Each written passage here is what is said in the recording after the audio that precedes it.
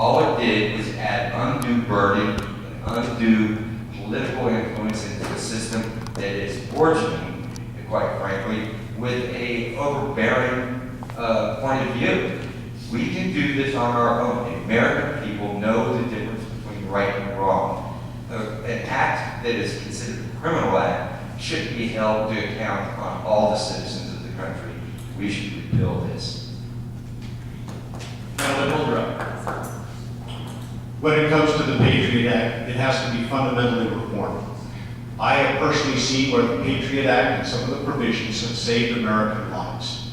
Some of the provisions that were put in there that allowed the walls to come down, both domestically and internationally, in the intelligence agencies, and trust me, I have lived with the consequences of poor intelligence, have allowed us to be able to do it. That said, the Patriot Act as it exists today is the broadest, most far-reaching overreach of our government that we have ever seen in our lifetimes. It needs to be fundamentally looked at line by line and figuring out, asking the hard question, kind of like Missouri. Show me. Show me where each line in there has saved lives. Show me where it has improved our safety. Show me where it has improved our intelligence gathering capabilities, not only externally to the nation, but internally, and at what cost to our citizens itself. Because if we do not do that, we have just ceded authority to a federal government that has already intruded too far into our lives. So the Patriot Act itself, while put in there with good intentions, in post 9/11, it was a knee-jerk reaction that stretched too far. It needs to be reined in and pulled back. And it's been kind of unique to watch the Democrats, who have always done that, are now on the other side saying, no, we should leave it there. There's a reason. They want big government.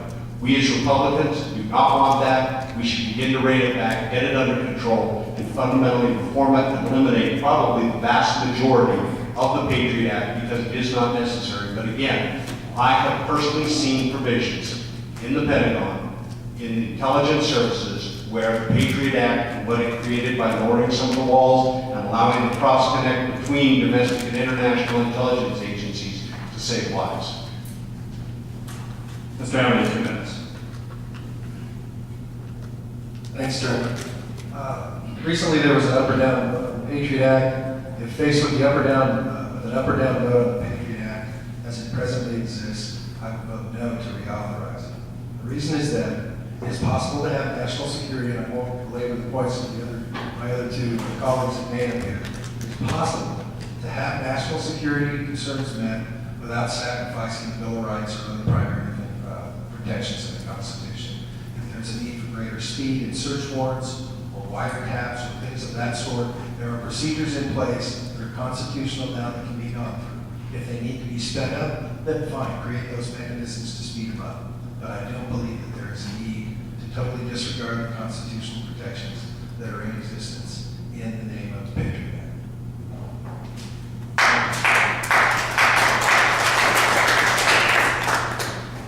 All right, Commander, we'll start with you for this question. Do you believe we must make changes to the Social Security and Medicaid systems to keep them viable? If so, what do you envision to keep that system in place? This is from Ben. Social Security and Medicaid as they exist today are not going to be sustainable in the future. Already Wall Street Journal and other financial organizations have looked at it and said that our unfunded obligations are between $60 and $100 billion. Even the most common person could look at that and say we cannot do that in the future.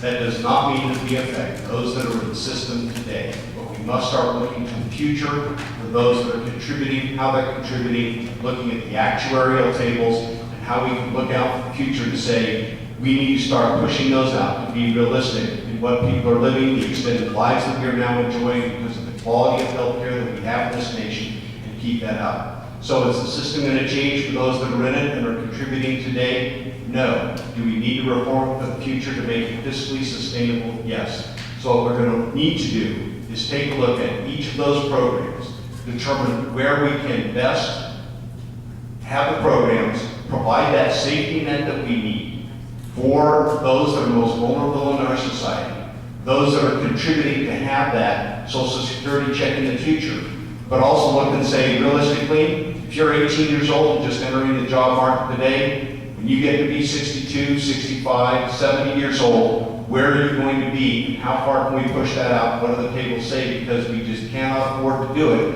And I do not want to see an increase in the taxes necessary to support that system. What I would rather see is reformation of the system, extending it out there.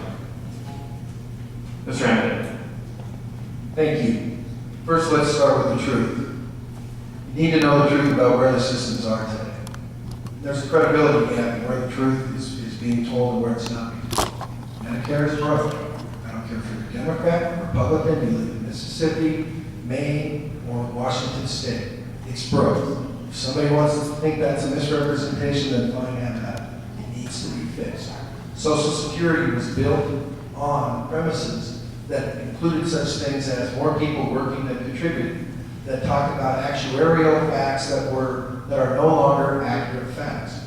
Does anybody who is presently vested in drawing in the system need to have the deck shuffled on as we speak? No.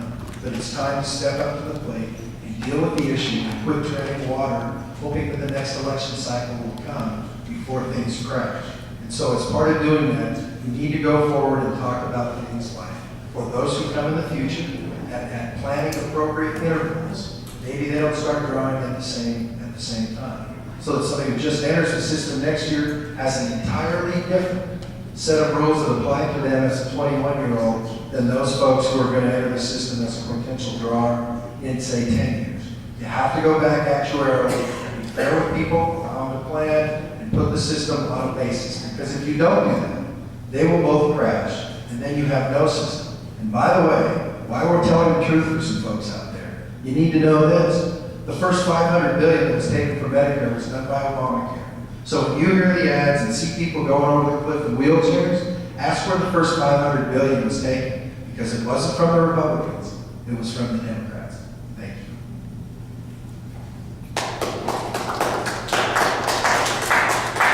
Mr. Rosano, 2 minutes. Of course, we need to address the problems of Social Security. First off, the system was designed to be in a lockbox of government. Got their hands in that lockbox. And that was in the hands of both Republicans and the Democrats. So we have to understand and really state the truth for what it is. We had the opportunity years ago to address some of these issues. All the government, as well as both parties, Republicans and Democrats, have been kicking the can down the road. Now we can't kick that can anymore.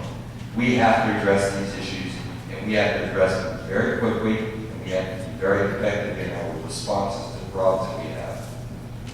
First off, we have to address fraud, waste, and abuses in the system. If we don't do this, we have no hope of repairing the system. Then we may have to incorporate a private healthcare IRA to help protect individuals that are covered under Social Security, because that will help buffer any future downloads on the system.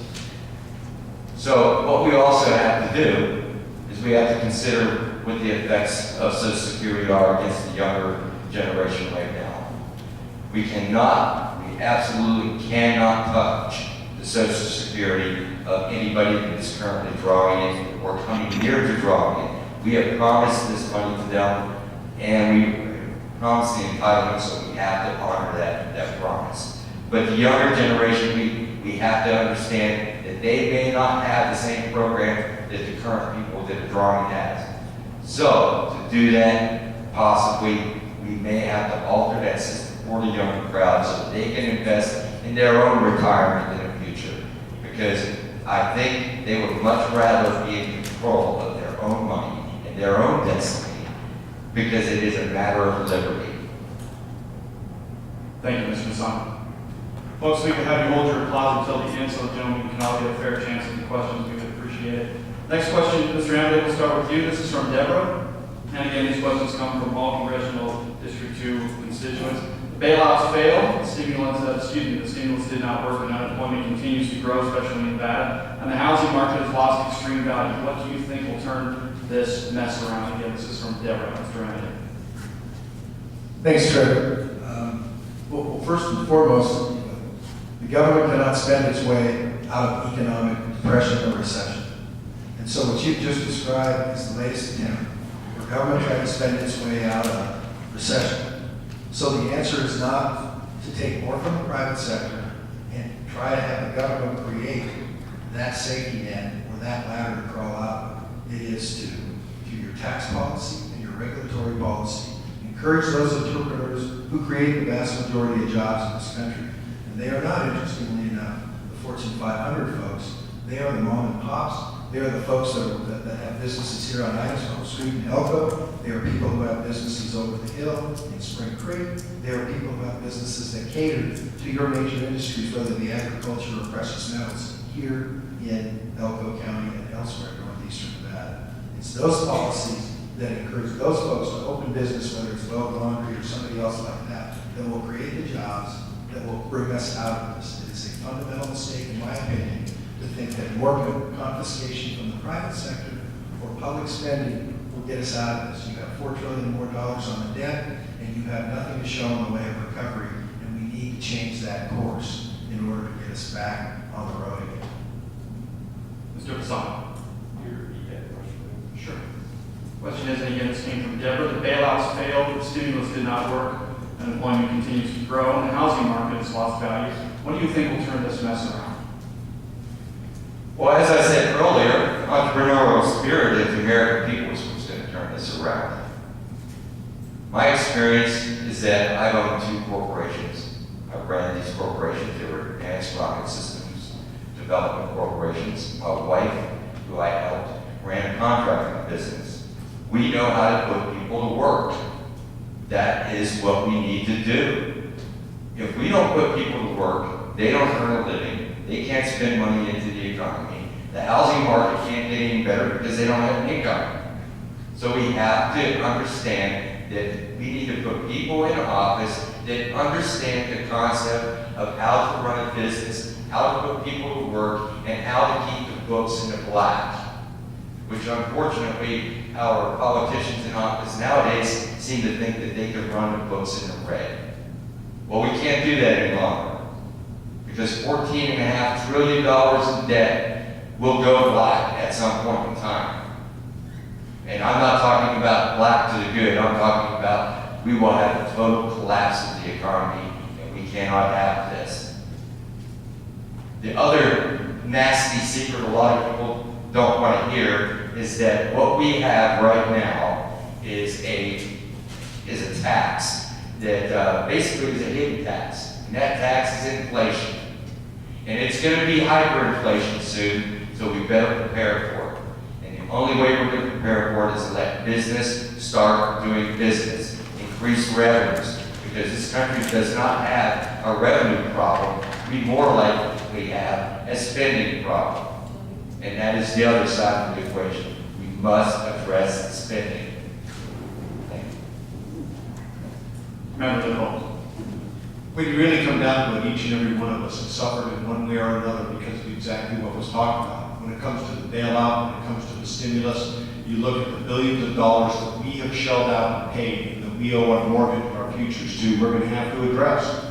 The reality of it is, how do we get people back to work? That is going to be the fundamental and core reason. I touched on it earlier. When you start with some of the tax reform that feeds into the corporate reform, that feeds into the ability of lowering that tax rate, that we start cutting some of the spending that we have in government today. Right here, especially in Elko, you have 2 things that overreach. Look at the Environmental Protection Agency and the government regulations today.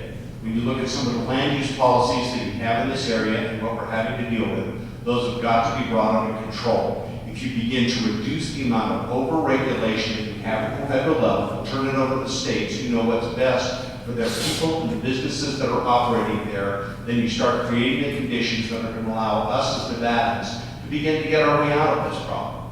We are going to have to work out it at a state level. While the federal government clearly is overspent, we can no longer afford to be doing that.